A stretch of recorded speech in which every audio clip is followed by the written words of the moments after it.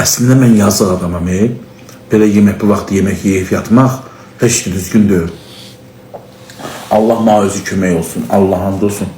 Nə var maşallah deyirik, gülürük, amma bu həqiqətdir. Allah hamd olsun, başımda qadın yoxdur. Əgər mənim anam sağ olsaydı, mən indi bu vaxt ömür boyu yemək yeməzdim. Mən saat yeyərdim, saat 8-də 9-da anam pişirərdi. Nağarım, gec yuxudan dururam, gecə səhərə yaxın yatıram. Dururam saat 2-də 3-də, 2-də 3-də gedirəm toyuqların yerinə, birinci onlar da ac qalır. Gedirəm ora, 3 saat, 4 saat orada ləngiyirəm. Gəlirəm, axşam tərəfə 5-də 6-da yemək yeyirəm. Bax, indi də axşam yemək, 2 dəfə yemək yeyirəm. Burası yerində babat yeyirəm də, çörəyi çox yeyirəm.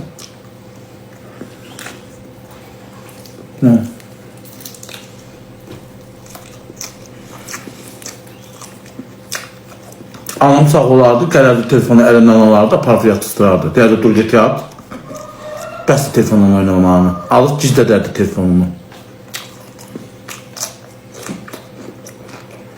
Evdən arvad səsi gəldi. Tamaradır. Ay Tamara! Hay ver oradan. İzləyici evdən qadın səsi gəldi deyir. Evdə adam var, mən tək yaşayıram. Tövün səsidir.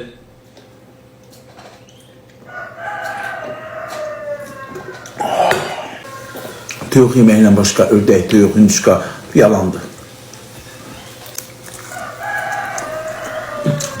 Bu pişmişim.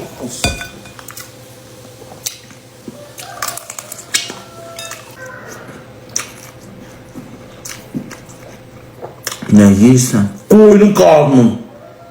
Gördünüz ne yiyirəm? Bud kızartması. Yemək yeməyim ay başı, evimdə qadın yoxdur, nə qayırım? Aliyə çox sağ bırak.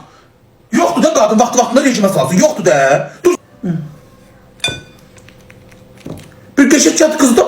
Saat 7'den sonra koymasın yemeğini.